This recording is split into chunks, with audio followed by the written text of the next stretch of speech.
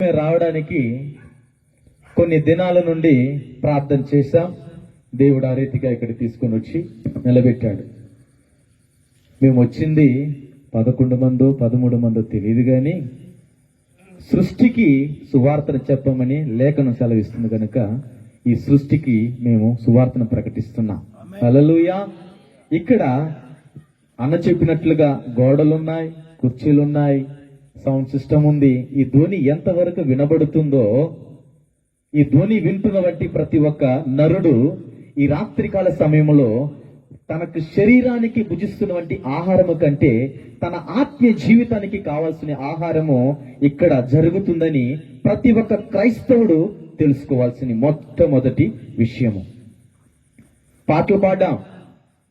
ఎప్పటికి ప్రారంభించాం? 6 గంటల నుండి 6:15 దాకా. కొద్దిగా అటు ఇటు ప్రాంతంలో కొన్ని ఇబ్బందులు జరిగాయి. అయినా కానీ స్థానిక కాపరి మమ్మల్ని కొద్దిగా బలపరుస్తూనే ఉన్నాడు. టీంలో ఉన్న ప్రతి ఒక్క సభ్యులు ప్రార్థన చేస్తూనే ఉన్నారు. ఈ సౌండ్ సిస్టమ్ పెడుతున్న వంటి అన్నలు కూడా మాకు ప్రోత్సహించి సపోర్ట్ చేశారు. ఎందుకు చెప్తున్నానంటే ఈ మాట అంటే, మీ ప్రాంతానికి, మీ ఊరికి ఒక అతిథి వస్తే ఎలాగ మీరు పిలుచుకుంటారో ఆ రీతిగా మీ గ్రామంలోనికి యేసుక్రీస్తు రాత్రి మీ ఊరికి మేము అతిథిగా వచ్చి ఉన్నాడు. హల్లెలూయా. వింటున్నారు అనుకుంటున్నాను. గుడారంలో మీరు తింటున్న వంటి ఆ పల్లెంలో ఉన్నటువంటి ఆహారము నీ నోటి ద్వారా వెళుతుంది కనుక ఈ వాక్యం అనే ఈ ధ్వని విన్నప్పుడు నీ చెవికి కూడా నువ్వు చాచి ఉండాలి. హల్లెలూయా. నజరేత్ జాయ్ఫుల్ గాస్పల్ అనగా చిగురుస్తున్న వంటి వేరు. చిగురుస్తున్న వేరు ఎక్కడెక్కడ ఉంది అంటే లేఖనము సెలవిస్తుంది. ఆయన చిగురించాడు, వేరుగా ఉన్నాడు, అనేక ప్రాంతాలకి సువార్తగానే వెళుతూ ఉన్నాడు. మందసంలో అహరోను చేతికర్ర చిగురించింది గనుక ఈనాడు కూడా మందసంలో అహరోను చేతికర్ర చిగురిస్తూనే ఉంది. హల్లెలూయా. నీ జీవితం చిగురిస్తుందా? నీ చేతి పనులు చిగురిస్తుందా? నీ ఆరోగ్యం చిగురిస్తుందా? నీ ఆలోచనలు చిగురిస్తుందా? చిగురించకుండా నువ్వు ఎలా ఉన్నావు? ఆ భూమిలో పడిన విత్తనములే నువ్వు ఉన్నావా? రాతిలో పడిన వంటి విత్తనములే ఉన్నావా? ముళ్ళ పదిలో పడిపోయినట్టు విత్తనములే ఉన్నావా? త్రోవలో పడిపోయిన విత్తనములే ఉన్నావా? ఈ రాత్రికాల సమయం నీకే నేను వదిలేస్తున్నాను పిల్లారా. మేము వచ్చిన వారికి, నేను టీం సభ్యులకి నేను చెప్పుకోవడం లేదు, నేను సృష్టికి చెప్పుకుంటున్నాను. ఈ ప్రాంతంలో, ఈ గ్రౌండ్ పరిధిలో ఉన్నటువంటి ప్రతి ఒక్క వృక్షము తన కాలమునందు తన ఫలమును ఇస్తూను ఉంది. హల్లెలూయా. నీ కాలం ఎప్పుడు వరకు నీకు తెలుసా నీకు? నరుడు ఈ రాత్రికాల సమయంలో దేవుడు పిలుస్తున్నాడు. నరుడా, నా వద్దకు నువ్వు వస్తావా అని. నువ్వు సిద్ధపడితేనే ఆయన వద్దకు నువ్వు వెళతావు. సిద్ధపడలేదంటే ఇంకా నువ్వు భూమి మీద నిన్ను ఉల్చి ఇంకా నిన్ను కాలుస్తుంటాడు, ఇంకా నిన్ను వేధిస్తుంటాడు, ఇంకా నిన్ను బాధ పెడుతూ ఉంటాడు. నా వైపు నువ్వు ఎప్పుడు తిరుగుతావని ఆయన వేచి ఉన్నాడు. పిల్లారా, ఈ కొలతూరు ఈ ప్రాంతంలో ఎక్కడి నుండి మేము వచ్చామండి? నెల్లూరు ప్రాంతం నుండి విడిచి ఈ ప్రాంతానికి మేము రావడానికి నతానియేలు పాస్టర్ గారు మమ్మల్ని పిలుచుకున్నాడు. 300 మంది సభలు కూడుకుంటారండి అన్నాడు. 300 మంది కాదు, 3000 మంది ఇక్కడ కూర్చున్నారు. హల్లెలూయా. నమ్మిన వారు చప్పట్లు కొట్టండి. హల్లెలూయా. నీ విశ్వాసమే నిన్ను రక్షిస్తుంది, నీ విశ్వాసమే నిన్ను కాపాడుతుంది.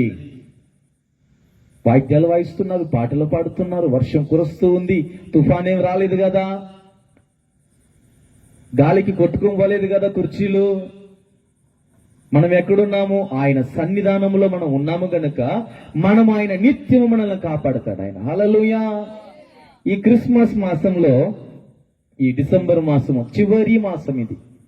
ఈ చివరి మాసంలో మేము ఈ సువార్తను ప్రకటించడానికి దేవుడు ఈ రీతిగా మమ్మల్ని తీసుకొని వచ్చి ఇక్కడ నిలబెట్టాడు. హల్లెలూయా. టీముని ఏ విధంగా తీసుకొచ్చాడంటే, అనేకమైన కష్టాలలో, ఇబ్బందుల్లో, ఇరుకులో, వేదనలో, కన్నీళ్లలో తీసుకొని వచ్చి ఇక్కడ దేవుడు నిలబెట్టాడు మీ ముందు. హల్లెలూయా. ఒక్కొక్కరిని మీరు కదిలించండి, ఒక్కొక్కరు ఒక కోణంలో చెప్తారు. అయితే ఈ రాత్రికాల సమయంలో నీ ప్రాంతానికి కావాల్సిన వర్తమానం ఏంటి? వర్తమానము కావాలి. ఒక నాయకుడు నీ ప్రాంతానికి వచ్చినప్పుడు పూలదండలు వేస్తావు, సాలువాలేస్తావు.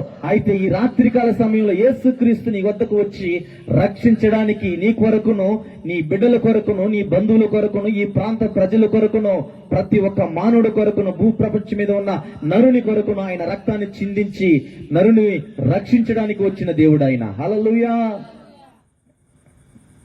నేను వాక్యాన్ని ప్రకటించడానికి వచ్చాను, దేవుని గురించి చెప్పడానికి వచ్చాను, పాటలు పాడడానికి వచ్చినాను.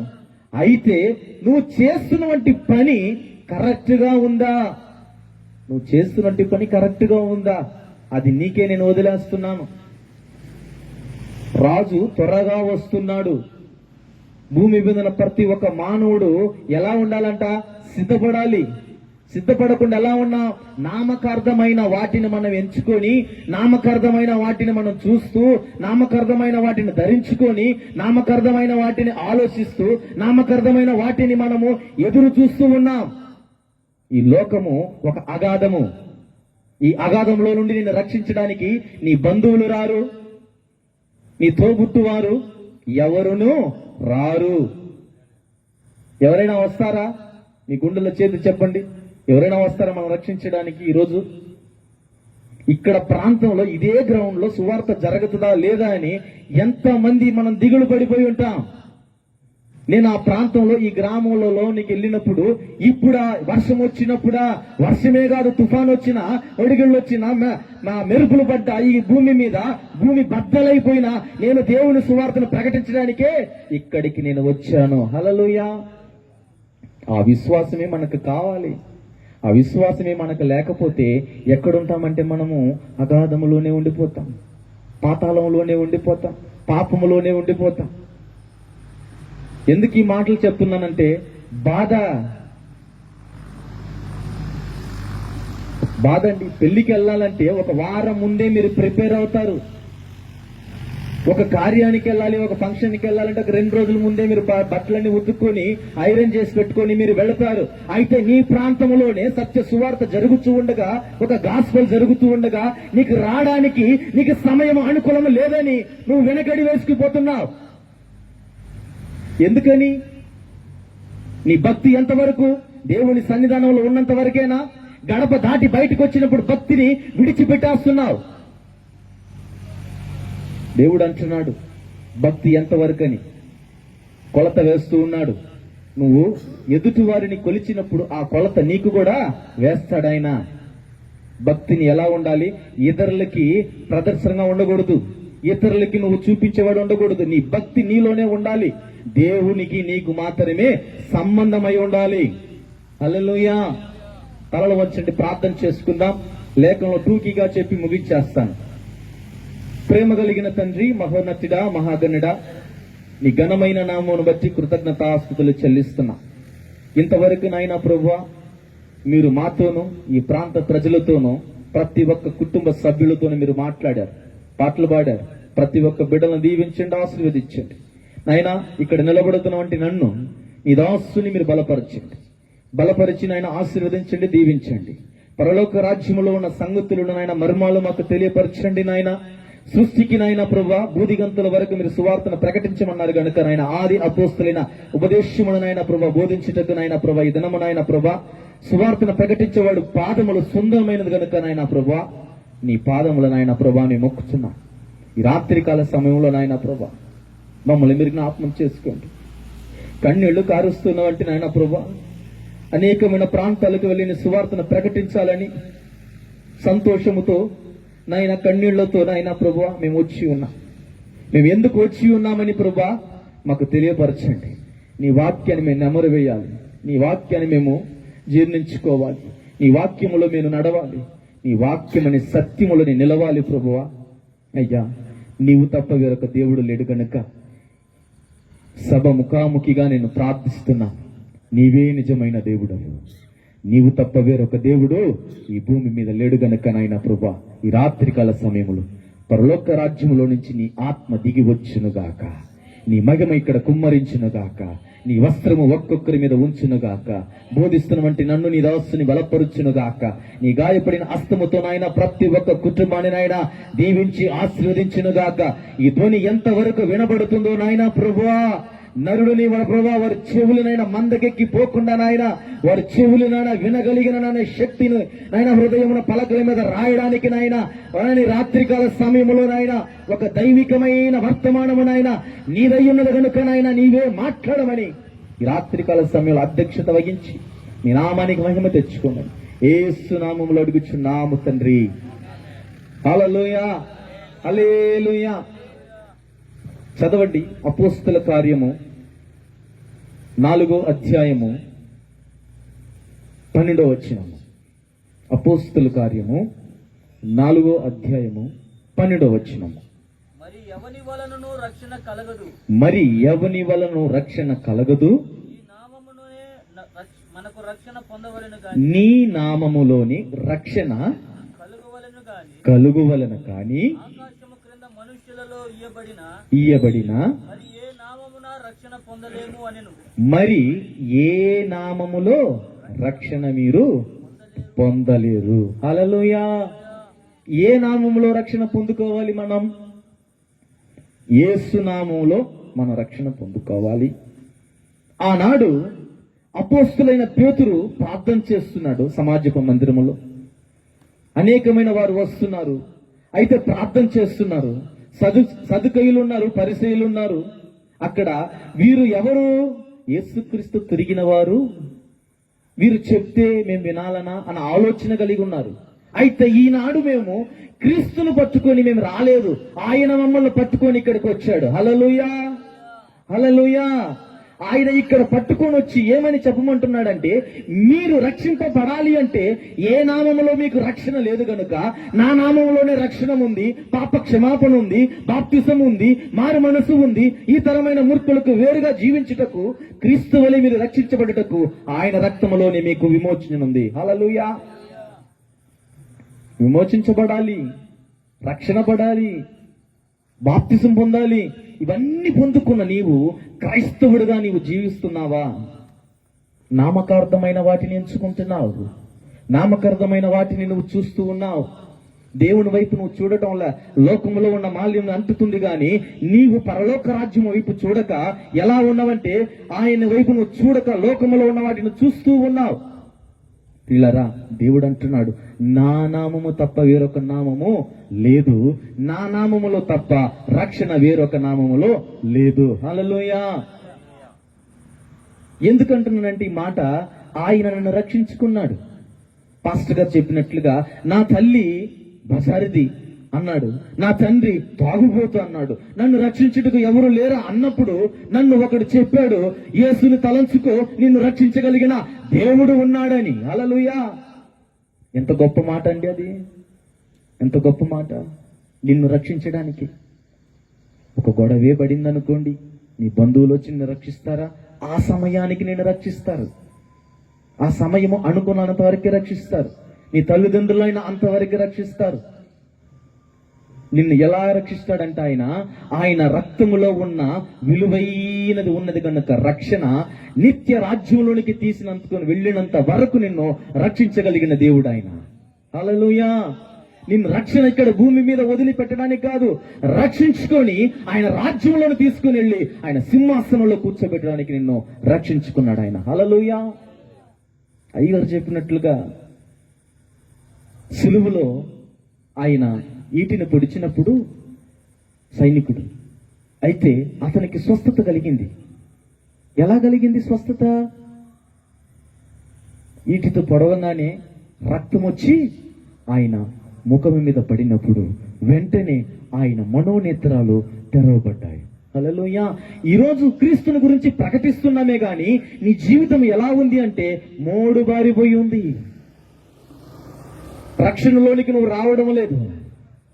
రక్షణలోకి రావాలి అనుకున్నప్పుడు కానీ నువ్వు ఆ సమయం కొలది నువ్వు వస్తున్నావు, మరలా సమయం అయిపోయిన వెంటనే యథాస్థితిగా నీ జీవితము తాగుబోతుగా, తిరుగుబోతుగా,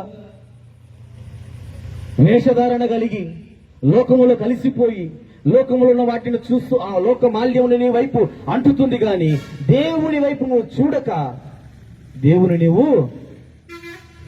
మర్చిపోతున్నావు. ఈ క్రిస్మస్ మాసము, ఈ క్రిస్మస్ దినము యేసు క్రీస్తు పుట్టాడని యేసు లోక రక్షకుడు పుట్టాడని ప్రకటిస్తున్నారు అనేకమైన స్థలాలలో. ఇటువంటి సువార్తను, ఇటువంటి గాస్పల్ను, ఇటువంటి సత్యమును ప్రకటించడానికి దేవుడు ఏర్పాటు చేసుకున్నాడు. ఇక్కడ జరుగుతుంది ఏంది అని నీ ప్రాంతంలో ఒక్కరైనా వచ్చి తొంగి చూసారా? నేను బహిరంగ చెప్తున్నాను, నీ వాక్యము దేవునిది, నాది కాదు. దేవుని వాక్యాన్ని ప్రకటించటకే ఇక్కడికి వచ్చాం, భారము కలిగి వచ్చాం. ఆషామాషగా మేము రాలేదు. ఇటువైపు వస్తే 12 కిలోమీటర్లు దేవుడు మరలా ఇటు తీసుకొచ్చాడు లోయలో. ఎందుకని? సులభంగా ఏది పొందుకోకూడదని.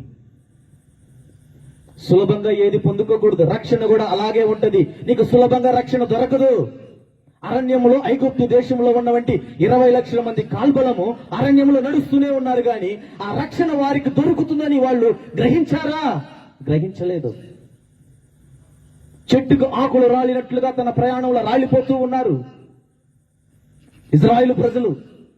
కానాను దేశంలో ఇంకా కొంత సమయంలో చూడబోతున్నా అన్నప్పుడు సణుగుకుంటున్నారు. కన్నీళ్లు వస్తున్నాయి, వేదన వస్తుంది, దుఃఖము వస్తుంది. అయితే నన్ను రక్షించగలిగిన దేవుడు ఆయన ఉన్నాడు కదా, ఆయన స్వరాన్ని మేము విన్నాను కదా, ఆయన రక్షించగలిగిన దేవుడు కదా. ఆ భ్రమలో వారు లేరు. దేవుని ఆ భ్రమలో లేరు. ఏ భ్రమలో ఉన్నారు వాళ్ళు? లోకాన్ని చూస్తున్నారు. మమ్మల్ని నడిపిస్తున్నటువంటి మోషే మమ్మల్ని అరణ్యంలోనికి తీసుకుని వెళుతున్నావు, కానీ నీళ్లు ఉన్నంటి దేశంలో లేవు, నీళ్లు లేవు, తాగడానికి నీళ్లు లేవు, ఆహారము లేదు. అయినా మమ్మల్ని తీసుకుని వెళ్ళి ఎక్కడికి తీసుకెళ్తావు? ఈ సముద్రంలోనే చంపివేస్తావా? ఈ అరణ్యంలోనే చంపివేస్తావా అన్నప్పుడు దేవుడేమన్నాడంటే, వారు సనుక్కుంటున్నారు. ఇంకా కొంత సమయంలో వారికి నేను పాలు తేనె ప్రవహిస్తున్న వంటి దేశమును వారికి ఇవ్వబోతున్నానంట. హల్లెలూయా. అటువంటి దేశము దేవుడు పరలోక పట్టణాన్ని పోల్చాడు. హల్లెలూయా.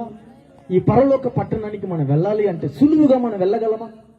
సులువుగా మనం పొందుకోగలమా? సులువుగా దాన్ని జీర్ణించుకోగలమా? దేనైనా మనం కష్టపడితేనే ఆ ప్రతిఫలము మనకు వస్తుంది పిల్లరా. హల్లెలూయా.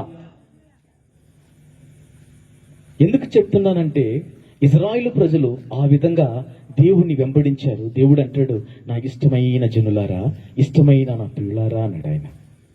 అయితే దేవుడు వారిని వెంబడించాడు, వీరు ఆయనని వెంబడించడము మర్చిపోయారు. రక్షణని విడిచిపెట్టారు.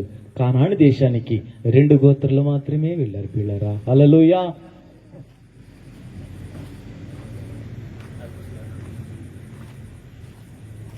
ఈ రాత్రికాల సమయంలో రక్షణ గురించి చెప్పడానికి ఇది రక్షణ సువార్త సభ గనుక ముఖాముఖిగా రక్షణ గురించే మాట్లాడాలి. ఎందుకంటే సువార్త అనగా సత్యం. సత్యాన్ని అనేకులు చెప్తున్నారు. ఇది సత్యమా అసత్యమా మనము బైబిల్ని చూసుకుంటే మనకు అర్థమవుతుంది. మనం చెప్పిన వెంటనే ఇంటికి వెళ్ళిపోయిన తర్వాత దాన్ని నెమరు వేయాలి. చెప్పాడు కదా, వచ్చేసింది. నేను చెప్పినంత మాత్రం నీకు రక్షణ రాదు. నేను బోధించిన వెంటనే నీకు రక్షణ రాదు. నేను బోధించి నేను వెళ్ళిపోయినా నాకు కూడా రక్షణ రాదు. దీంట్లో నిలబడాలి, ఈ కొలిమిలో నిలబడాలి. ఈ రక్షణ అనే ఈ కొలిమిలోని నిలబడితే నాకు రక్షణ కలుగుతుంది. ఇది ఒక కొలిమి. బాధ, వేదన, కన్నీళ్లు, దుఃఖము ఇవన్నీ ఉంటాయి. ఇవన్నీ పడాలి. ఈ సువార్తను ప్రకటించడానికి మేము ఎన్నో విధాలుగా మాట్లాడుకున్నా యథాస్థితిగా మరలా ఫస్ట్కే మేము వచ్చేస్తున్నాం. ఎందుకని? వీరు సంతోషంగా ఉంచామంటే నన్ను వీరు మర్చిపోతారు, నాకు కొద్ది దూరంగా ఉంటారు. అదే గాని వీళ్ళకి కొద్దిగా నేను ఆడుకున్నాను అనుకో, వీళ్ళని వీరితో ఏమైపోతారు? నన్ను మరవరు వీళ్ళు. ఎందుకంటే ఇక్కడే మేము ప్రార్థన చేశాం, దేవుడు వాతావరణం అనుకూలపరిచాడు. హల్లెలూయా. వర్షం వచ్చిందా? తుఫాన్ ఏమైనా వచ్చిందా? ఇల్లులు ఏమైనా కొట్టుకొని పోయాయా? వాగులు వంకలు ఏమైనా తెగిపోయాయా? లేదు కదా. ఈ రాత్రికాల సమయంలో ఇంట్లో ఉన్నటువంటి ప్రతి ఒక్కరూ వింటున్నారు, కానీ ఇక్కడికి వస్తే ఏమి దొరుకుతుంది అంటే ఆయన రక్షణ నీకు దొరుకుతుంది. హల్లెలూయా. రక్షణ విడిచిపెట్టకూడదండి. నువ్వు మొదటిలో దేవుని నమ్ముకున్న ఆ విశ్వాసమే కడవరి దినము వరకు నీకు ఉండాలి. కడవరి దినము వరకు. ఆ కడవరి దినముకు ఈ రోజు అయ్యి ఉండొచ్చు, ఈ రాత్రికాల సమయం కూడా ఉండొచ్చు, ఇంకా కొద్ది క్షణము కూడా అయ్యి ఉండొచ్చు. ఈ ముగింపు అయిపోయిన వెంటనే పోతున్నప్పుడు కూడా ఉండొచ్చు. అయితే దేవుడు ఈ రోజు రాత్రి నీ మాట్లాడిన మాట, నన్ను నువ్వు ఎంచుకున్న వెంటనే నీకు నా నామములోనే నీకు రక్షణ ఉంది. హల్లెలూయా. చదవండి, రెండో మాట చెప్తాను.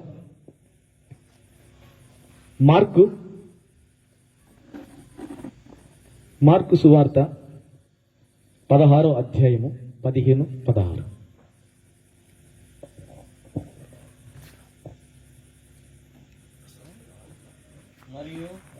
మరియు మీరు సర్వలోకములకు వెళ్ళి సర్వలోకమునకు వెళ్ళి సర్వసృష్టికి సువార్తను ప్రకటించండి.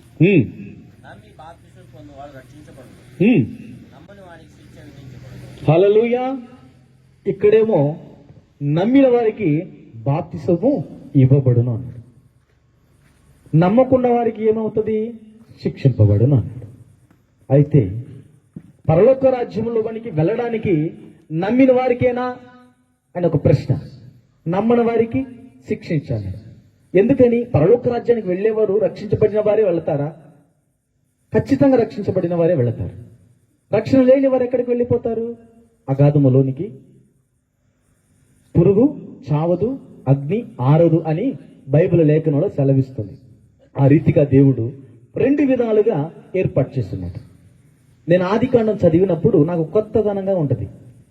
దేవుడు ఆకాశాన్ని భూమిని సృజించును, భూమి నిరాకారముగా ఉండును, శూన్యముగా ఉండును, చీకటిగా ఉండును అన్నాడు. మొదటిగా ఆయన వెలుగునేమన్నా కలుగు చేశాడా?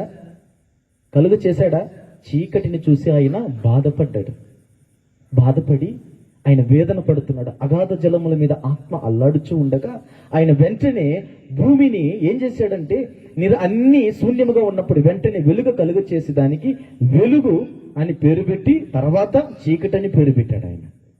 చూడండి, అక్కడ రెండు విధాలుగా ఉన్నాయి. పరలోక రాజ్యము ఉంది, పాపమని పడిపోయే దగ్గర పాతాళమనం ఉంది. బాప్తిసము నమ్మిన వాడికి బాప్తిసము ఉంది, నమ్మిన వాడిని ఎవడిని శిక్షిస్తాడు అంటున్నాడు ఆయన. ఈ రోజు రాత్రికాల సమయంలో నమ్మిన వారు మాత్రమే ఇక్కడ ఉన్నారు. నమ్మని వారు ఎక్కడ ఉన్నారు? ఆచారం అనే పండుగ దినములో ఆచారాన్ని అనుసరిస్తున్న వంటి వాటిలో ఉన్నారు. నేను ఎందుకు చెప్తున్నానంటే ఈ మాట కొట్టినట్టే ఉంటది, మీకు కొట్టాలనే చెప్తున్నా. ఈ రోజు నువ్వు ఈ సంవత్సరం 2024 సంవత్సరము నీ ఆయుష్ కాలమంతకు దేవుడు నిన్ను పొడిగించినప్పుడు చివరి మాసము నీ ప్రాంతంలో జరుగుతున్న వంటి సత్యమనే గాస్పల్, నజరేతు జాయ్ఫుల్ గాస్పల్ ని ప్రకటించడానికి దేవుడు ఏర్పాటు చేసుకుని ఇక్కడ తీసుకుని వచ్చినప్పుడు నమ్మి బాప్తిసం పొందినవాడు రక్షణలోకి వస్తాడు. నమ్మకున్న వాడికి బాప్తిసం లేదు, శిక్షించబడతాడని లేఖనం సెలవిస్తుంది. నువ్వు నమ్ముకున్న దానివి, బాప్తిసం అనుభవంలో ఉన్నదానివి, మారు మనసు పొందుకున్న దానివి, దేవుని సన్నిధానంలో నడిపించబడుతున్న వాటి దానివి. అయితే నీవు రక్షణ పొందుకున్న దానివి, రక్షణ మార్గంలోనూ ఉన్నావా లేదని రాత్రికాల సమయంలో నీకే వదిలేస్తున్నాను. నేను ప్రజలతో మాట్లాడటం లేదు పిల్లారా, సృష్టితో మాట్లాడుతున్నాను. ఈ చుట్టుపక్కల ఉన్న కొండలు, చెట్లున్నాయి, ప్రాంతంలో ఉన్న గోడలున్నాయి, అనేకమైన వాటితో మాట్లాడుతున్నాను. నాతో కూడా నేను మాట్లాడుకుంటున్నాను. నేనేదో పరిశుద్ధుడని, నేనేదో నీతిమంతుడని, నేను యథార్థవంతుడని, నేను జ్ఞానుడని నేను చెప్పటంలే. దేవుడు నాతో మాట్లాడే ప్రతి మాట నీవు చెప్పు, నేను మాట్లాడేవాడు అన్నాడు ఆయన. హల్లెలూయా. ఎవరు మాట్లాడుతున్నారు? ఆయన మాట్లాడుతున్నారు. నువ్వు నమ్ముకున్నావు, బాప్తిసం పొందుకున్నావు, రక్షణలోనికి వచ్చావు, బాప్తిసం పొందావు, మారు మనసు పొందావు. అయితే నువ్వు ఈ తరమైన వేరు జీవించడానికి ఎలా ఉండాలి? లోకంలో ఉన్న వాటిని నువ్వు చూస్తున్నావు. ఆ లోకంలో ఉన్నటువంటి ఏంటంటే పాపము. ఆ పాపం అనే దాన్ని విడిచిపెడితే దేవుడు ఈ రాత్రికాల సమయంలో నిన్ను రక్షించగలిగిన దేవుడు ఆయన. హల్లెలూయా. ఎందుకు చెప్తున్నానంటే మాట, నేను రక్షణలో ఉన్నానని గర్వంగా చెప్పటంలే. నేను రక్షించబడ్డానని నేను ఇంకా రక్షణలోకి రాలేదేమో, దేవుడు నాతో ఈ రీతిగా మాట్లాడుతున్నాడేమో, ఇంకా నేను దేవుని సన్నిధానంలోకి నడిపించబడటం లేదేమో, దేవుని ఆత్మ నన్ను వెంటాడటం లేదేమో అని దేవుడి రాత్రికాల సమయంలో నాతో మాట్లాడుతున్నాడు. హల్లెలూయా. నేను ఒకప్పుడు తాగబోతానండి, తిరుగుబోతుని, అనేకమైన గొడవలు, కొట్లాట్లు, చాలా పనులు చేస్తున్నాను. కొద్ది దూరం వెళితే తమిళనాడు, ఆ ప్రాంతానికి వెళితే చరిత్ర పుట్టక పూర్వులు మొత్తం చెప్పేస్తారు. దేవుడు పట్టుకున్నాడు, వదిలిపెట్టలేదు ఈ రోజుటికి. హల్లెలూయా. ఎందుకు చెప్తున్నానంటే ఆయన పాదాలు నేను పట్టుకున్నానండి. ఆయన పాదాలు నేను పట్టుకున్నాను. మీరు ఈ రాత్రికాల సమయంలో పట్టుకుంటే ఆయన పాదాలని ఆయన పాదాలు మీరు పట్టుకున్న వెంటనే మీ కన్నీళ్లను ఆయన పాదాలను తడిచినప్పుడు మీ బాధను, వేదను, దుఃఖమును, కన్నీళ్లను పొడవగలిగిన దేవుడు ఆయన మాత్రమే. హల్లెలూయా. ఎందుకు చెప్తున్నానంటే నేను అనేకమైన స్థలములోనికి వెళ్ళి నేను సువార్తను ప్రకటించున్నాను, సంఘాలకు వెళ్ళి నేను బోధించున్నాను. అయితే నా సాక్ష్యముల గురించి అనేకమైన స్థలంలో చెప్పలేదు కదా. ఈ ప్రాంతానికి ఎందుకు చెప్తున్నానంటే దేవుడు ప్రాణము నుండి ఈ వరకు మాట్లాడుతా ప్రతి మాట నీ సాక్ష్యమునే చెప్పు. నువ్వు ఎలా రక్షించబడ్డావు, దేవుని కోసం నేను ప్రయాసపడ్డాను, దేవుడు అంటే తెలుసుకోవాలని సందేహించాను. ఈయన దేవుడా కాదా, అసలు నేను ఎందుకు నమ్ముకోవాలి?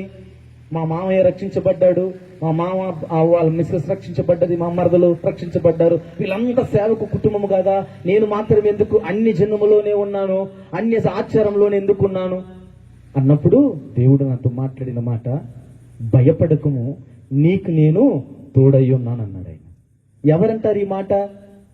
మనుషులు అంటారా, లేకపోతే తల్లిదండ్రులు అంటారా? ఏమంటారంటే తల్లిదండ్రులు, భయపడకు నేనున్నాను అంతే, భయపడకము, నీకు నేను తోడై ఉన్నానన్నాడు ఆయన. నీకు ఆయన తోడై ఉన్నాను అంటున్నాడు. తోడై ఉన్న దేవుని విడిచిపెట్టి నువ్వు ఎక్కడున్నావంటే నామకార్థమైన వాటిలో నువ్వు ఉన్నావు. ఈ భూమి మీద ఉన్న వంటి వాటిని ఎంచుకుంటున్నావు, పర సంబంధమైన వాటిని ఎతకటంలే. తండ్రి ఇంటిని విడిచిపెట్టి అబ్రహాం ఎక్కడున్నాడంటే కనాను దేశానికి నడిపించబడ్డాడు. నడిపించినంత మాత్రమే కాక అతను ఆశీర్వదించబడ్డాడు. 90 సంవత్సరంలో తన భార్య సారా ఒక కుమారుని కన్నది. ఆయన పేరే ఇస్సాకు, ఆ ఇస్సాకు పేరే నవ్వు, ఆ నవ్వు పేరే జాయ్ఫుల్. హల్లెలూయా. ఎందుకు చెప్తున్నానంటే మాట, చిగురిస్తున్నట్టు వేరండి. మీ కుటుంబాల్లో చిగురించబడాలి, మీరు రక్షణలో ఉన్నారో చిగురించబడాలి. ప్రతిరోజు మీరు ప్రార్థన చేయాలి, ప్రతిరోజు మీరు వాక్యాన్ని ధ్యానించాలి. ఈ రోజు మీరు వాక్యం చదివినప్పుడు ఆది యందు దేవుడు వాక్యం ఉండు ఆయన నేనై ఉండనప్పుడు అది వచ్చినప్పుడు రెండో రోజు హఠాత్తుగా నిన్ను చంపేస్తున్నప్పుడు బైబిల్ మూసేసి నీ భక్తిని విడిచిపెట్టి పక్కకి వెళ్ళిపోకూడదు. కష్టమైన, కన్నీళ్ళైనా, బాధ అయినా, ఏదైనా ఆయన విడవక నిన్ను తోడుగా ఉన్న దేవుడు ఆయన. ఆదివారం మాత్రమే వెళ్ళి నేను ప్రసంగం చేసి వస్తాను, ఆదివారం వెళ్ళి మాత్రమే నేను విజిటింగ్స్కి వెళ్తాను, ఆదివారం, శుక్రవారం, బుధవారం మాత్రమే వెళ్ళి నేను ప్రార్థన చేసి వస్తాను, ఎవరైనా గాని అనుకోబక్కండి. 365 రోజులు ప్రార్థన చేయాలి.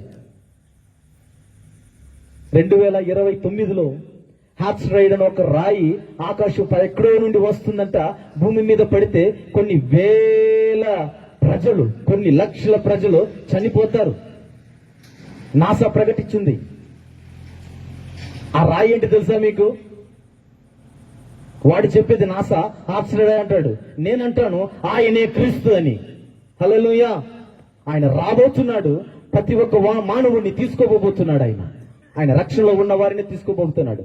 రక్షణ లేని వారికి శిక్షణ అని చెప్పాడు కదా, ఆయన లేని వాడు ఎక్కడ తీసుకెళ్తాడు? అగాధంలోనికి వేసిపోతాడు, విడిచిపెట్టేస్తాడు. నువ్వు చనిపోవాలన్నా చనిపోలే. ఎందుకు చెప్తున్నట్టు ఈ మాట? రక్షణలో ఉన్నవారే మనం చెప్పుకుంటా పోతే కుదరదు, రక్షణ లేని వారికి కూడా చెప్పాలి. రక్షణ లేని వారు ఎవరని మనమే తెలుసుకోవాలి, మనమే దాన్ని స్పందించాలి. నా ఎదుట అన్నున్నాడు, అన్న ఎదుట నేనున్నాను.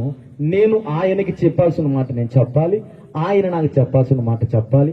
ఇద్దరము చక్క పెట్టుకోవాలి, ఇద్దరము సమపాళ్లముగా ఉండాలి, జీవితము సమానంగా ఉండాలి. రక్షణ అంటే ఏంటి? యేసుక్రీస్తుని నమ్మరు, ఆదివారం సంఘకి వెళ్తాం, కొన్ని ప్రాంతాలకి సువార్తలకు వెళ్తాం. అయితే దేవుడు అంటున్నాడు, బాప్తిసం తీసుకున్న వారికి మాత్రమే రక్షణ. బాప్తిసం తీసుకున్న వారికి ఆది కాండంలో వెళ్ళిపోతే కానాను దేశానికి 2 గోత్రకర్తలు వెళ్ళారు. వారు బాప్తిసం తీసినట్లుగా ఎక్కడ ఉండదు. అయితే 20 లక్షల మంది ఒకేసారి బాప్తిసం ఇచ్చినట్లుగా ప్రసంగం మాత్రం చేస్తాం. హల్లెలూయా. ఎందుకని?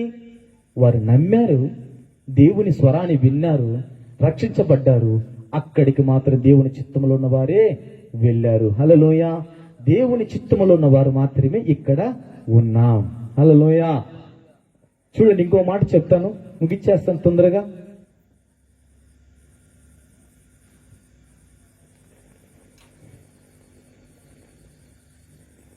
కొలస్సీ సంఘము 1:25.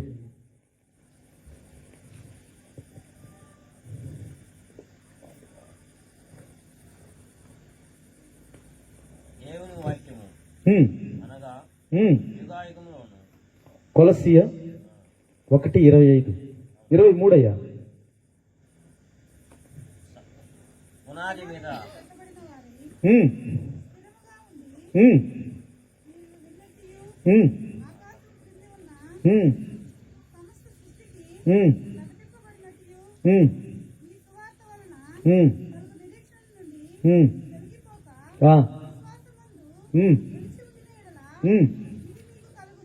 హల్లెలూయా.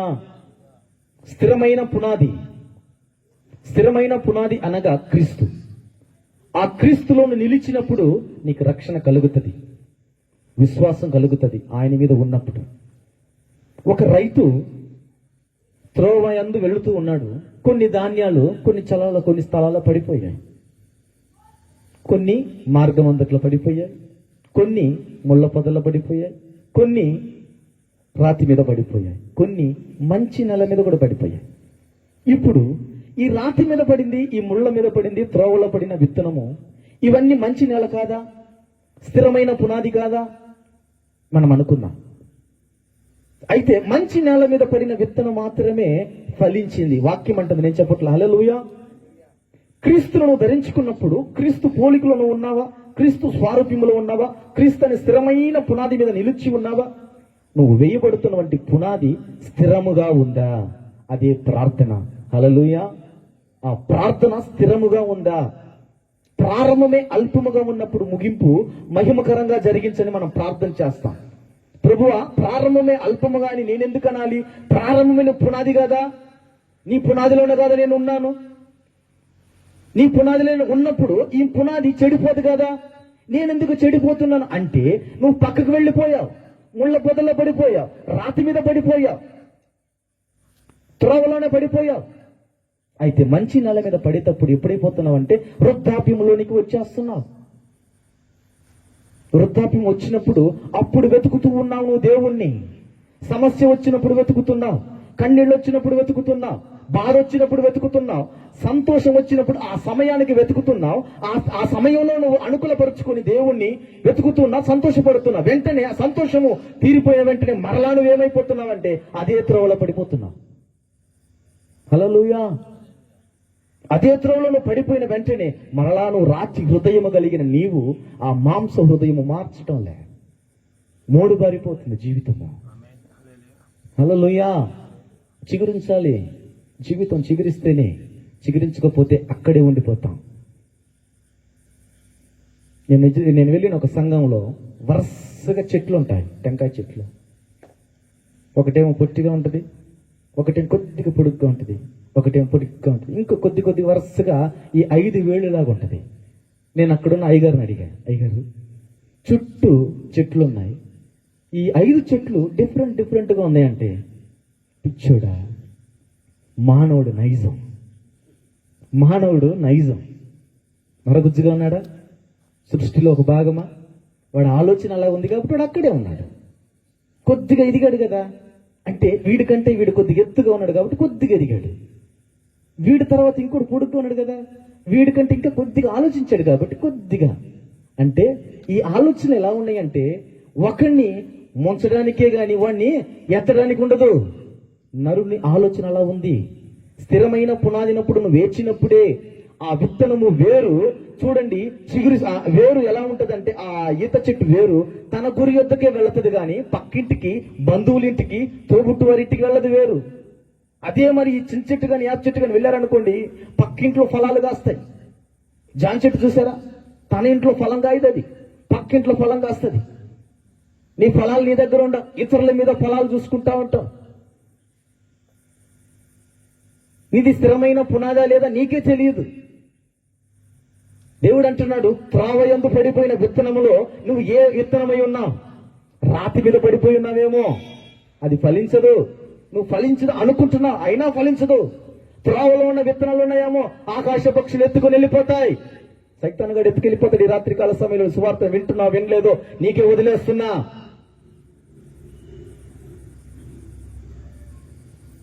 మంచి నేల మీద పడిన విత్తనము ఫలిస్తుంది. ఈ రాత్రికాల సమయంలో 2024 సంవత్సరంలో దేవుడు నిన్ను కాపాడాడు.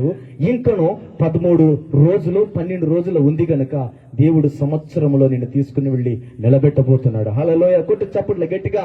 మంచి నేల మీద పడిన ఒక్క విత్తనమే నీవు స్థిరమైన పునాది మీద నిలబడాలి. ఆయన స్థిరమైన పునాది. ఆయన స్థిరమైన పునాది గనక తన తండ్రి ఇంటి నుండి బయలుదేరి భూమి మీదకి దిగి వచ్చాడు ఆయన. హల్లెలూయా.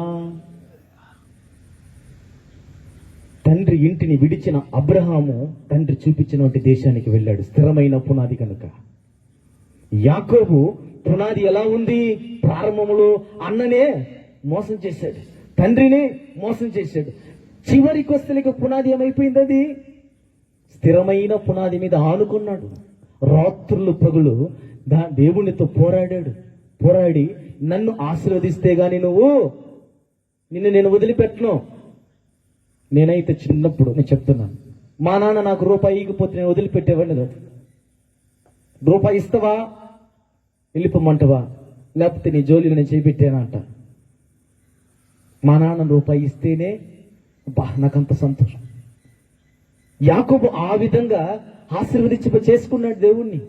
తొడ విరిగినా, బాధలు వచ్చినా, శరీరం అంతా నలిగిపోయినా, తన తోబుట్టువాడే శత్రువుగా నిలిచినా దేవుడు ఏం చేశాడంటే ఆశీర్వదించాడు, దీవించాడు, రక్షణ మార్గంలోనికి నడిపించాడు, స్థిరమైన పునాది మీద నిలబెట్టాడు.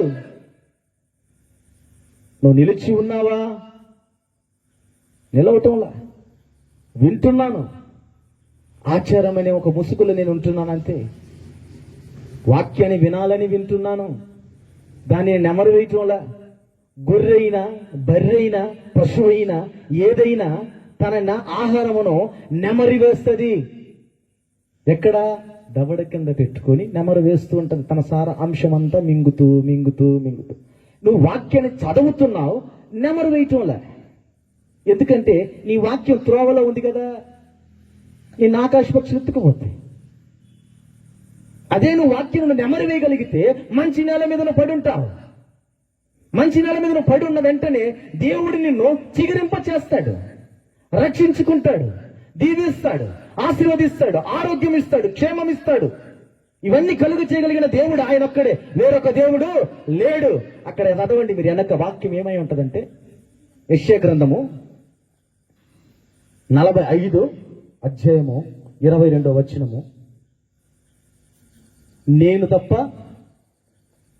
ఫస్ట్ తొలి చివరి ఒకటి ఉంది, నేను తప్ప వేరొక దేవుడు లేడు అన్నాడు. ఇలాగ ఎవరైనా చెప్పగలరా? ఆయన మాత్రమే చెప్పగలుగుతాడు. ఆయన హల్లెలూయా. ఆయన స్థిరమైన పునాది. ఆయన స్థిరమైన పునాది నువ్వు ఎప్పుడు నిలబడగలుగుతావో దేవుడు నిన్నును, నీ కుటుంబాన్ని, నీ బంధువులను, నీకును ఆరోగ్యం కలుగ చేస్తాడు. ఆయన నీ చేతి పనులైనా సరే, నీ జీవితంలో ఏదైనా సరే, నీ పంట గాని, నీ పాడి గాని ఏదైనా ఆయన ప్రతిదీ కలుగ చేస్తాడు. యేషవు ఏమైనా పునాదిలో ఉన్నాడు? లోకములో ఉన్నవంటి అరణ్యంలోకి వెళ్లి తన ఇంటి తండ్రికి కావలసిన ఆహారం సంపాదిస్తున్నాడు. తనకున్నవంటి జ్యేష్ఠత్వాన్ని కోల్పోవడానికి స్థిరమైన పునాదిలో లేడు కనుకనే కోల్పోయాడు. ఈ రోజుల్లో నీకున్నటువంటి ఆ అనుభవ జ్ఞానము, దైవికము, రక్షణ మార్గంలోనే ఉన్నావు. నీతో పాటు అన్యులను తీసుకొని వచ్చి నీ సంఘములోనే నువ్వు కూర్చోబెడుతున్నావా? స్థిరమైన పునాది ఇది. ఈ పునాదిలో ఉన్నప్పుడు చిరకాలం ఆయనతో నువ్వు పరలోక రాజ్యంలో ఉంటావని నువ్వు ప్రకటిస్తున్నావా? లేదు. నాతో పాటు నువ్వు బజారుకు వచ్చావంటే ఇద్దరం కలిసి చీర తీసుకుందాం, బట్టలు తీసుకుందాం, బంగారు తీసుకుందాం. ఇది రక్షణ కాదండి. నేను చెప్పే మాట ఇది రక్షణ కాదు. లోకములో ఉన్నటువంటి వాటిని వెతుకుతున్నారు మీరు. చూడండి, చివరిగా మాట చెప్పి ముగిచ్చేస్తాను. ప్రకటన గ్రంథం 7:9-10.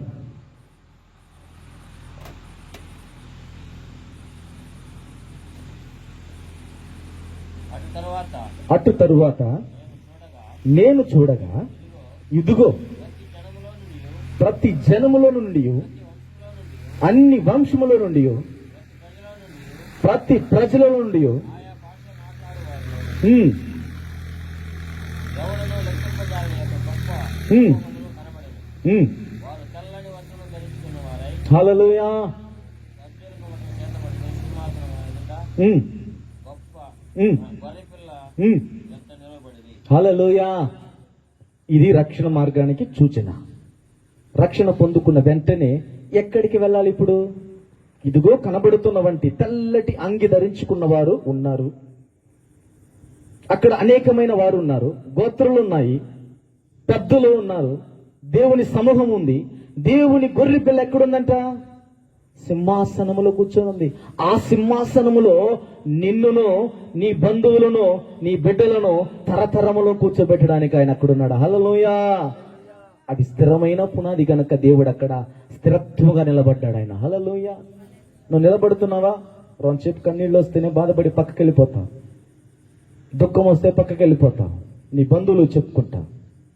దేవుడు అంటున్నాడు, ఏదైనా బాధైనా, నిందైనా, అవమానమైన, కన్నీళ్ళైనా నాతో చెప్పు, నేనున్నాను. నేను కాదు, జేమ్స్ కాదు, దేవుడున్నాడు అంటున్నాడు ఆయన. హల్లెలూయా. దేవుడు నీ వైపు ఉన్నప్పుడు నీ కన్నీళ్ళు తొడవగలిగిన దేవుడు ఆయన. ఆయన నిన్ను రక్షించుకున్నాడు, నిన్ను పేరు పెట్టి పిలిచున్నాడు.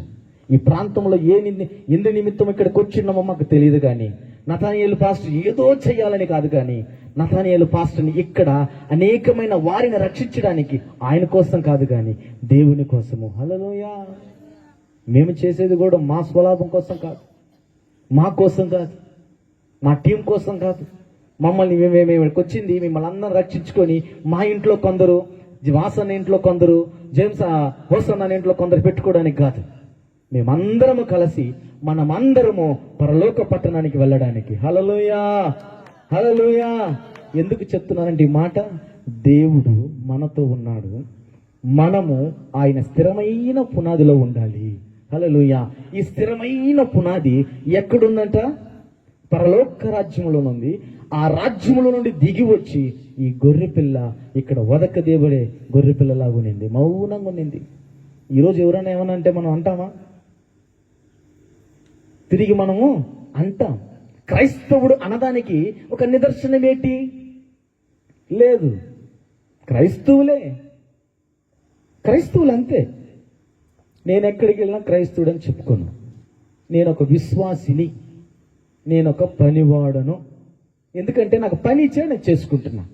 అది కష్టమైనా సరే, నిందైనా సరే, అవమానమైనా సరే నేను పని చేసుకుంటున్నా. ఈ పనిలో నాకు లబ్ధి 1000 రూపాయలు, 2000, 3000, 5000, 1,00,000 కాదు. ఆయన సింహాసనంలో నేను కూర్చుంటకు నేను సిద్ధపడుతున్నాను ఇక్కడ. నీవు సిద్ధపడుతున్నావా? నిరీక్షణ కలిగి ఉన్నావా? జీవిస్తున్నావు? లోకం వైపు చూసి నువ్వు జీవిస్తున్నావు, పరలోక రాజ్యం చూసి నువ్వు జీవిస్తున్నావా? లేదు. నీ మనస్సాక్షికి నువ్వు తెలుసుకో. ఫస్ట్ నీ మనస్సాక్షిని నువ్వే అడుగు. ఈ రాత్రికాల సమయంలో నేను రోజుల నుంచి ప్రకటిస్తున్నాను, ప్రార్థన చేస్తున్నానండి. సంఘస్థలో ఉన్న ప్రతి ఒక్కరు వినటం లేదు, ప్రాంతంలో ఉన్న ప్రజలు వినటం. ఫస్ట్ నువ్వు మారక వాళ్ళకి చెప్పేదేంటి? నీలో మార్పు లేనప్పుడు ఇతరులకు ఎలా చెప్తావు? నీలో మార్పు ఉండాలి. దేవుడు అన్నాడు, ఆయన మార్చబడ్డా? ఆయనకి వేరే రూపం ఏమన్నా ఉందా? ఆయన నామములోనే రక్షణ ఉంది. ఆయన రక్షించుకున్నాడు కాబట్టి ఈరోజు రాత్రికాల సమయంలో కొళత్తూరు గ్రామములో ప్రజలకు ఇక్కడ వచ్చినా రాకపోయినా మీ ప్రాంతానికి సత్యమైన సువార్తను ప్రకటించుటకు దేవుడు ఇక్కడికి పంపించాడు. హల్లెలూయా. ఎందుకు చెప్తున్నానండి ఈ మాట అంటే, ఇప్పుడు కాదండి, ఆయన ఎప్పుడో ఏర్పాటు చేసుకున్నాడు ఇక్కడ ప్రకటించాలని. హల్లెలూయా. నమ్మిన వారు చప్పట్లు కొట్టుండండి. ఎప్పుడో ఏర్పాటు చేసుకున్నాడు ఆయన, ఇప్పుడు కాదు. ఆదిలో ఆయన అన్నాడు, ఆయన నోవహు కాలంలోనే అన్నాడు, ఇదిగో దేవుని కుమారుడు రాబోతున్నాడు, సువార్తను ప్రకటిస్తున్నాను, రాక్షసుల మనుషులు కలిగిన వారు మీరులారా, మీరు మారకపోతే మీకు ఆయన నామంలో రక్షణ ఉంది కనుక మీరు మారకపోతే మీరు జల ప్రళయములో మీరు మునిగిపోతారు. అయితే నోవహు కంటే ముందు ఎవరు ప్రకటించారు? అనోకు అని ఒక వ్యక్తి ప్రకటించాడు. ప్రకటించి దేవునితో సంచరించుకుంటూ అలాగా వెళ్ళిపోయాడు. ఈరోజు సంచరించుకుంటే ఎక్కడికి వెళ్ళిపోతున్నాం? బ్రాంతి షాపులోకి వెళ్ళిపోతున్నా, వేరే వాళ్ళ ఇంట్లోకి వెళ్ళిపోతున్నా, గొడవల దగ్గరికి వెళ్ళిపోతున్నా. ఎక్కడైనా కట్టకథలు కట్టుకుంటాం అంటే కంట పచ్చని తీసుకుంటే కూర్చొని భజన తెచ్చుకుంటున్నాం, కబుర్లు చేసుకుంటున్నాం, గుప్పిడెంత మనసు చెప్పుకుంటున్నాం. అయితే దేవుడు అంటున్న ఈ రాత్రికాల సమయంలో నిన్ను పిలిచిన వెంటనే నువ్వు నా వైపు తిరుగుతావా? తిరగలేవా? దేవుడు నీతో మాట్లాడితే ప్రతి మాట నా నామములోనే రక్షణ ఉంది, నా నామములోనే స్థిరమైన పునాది ఉంది, నా నామములోనే నీకు కీర్తిని క్షేమమును కలుగ చేస్తానంటున్నాడు ఆయన.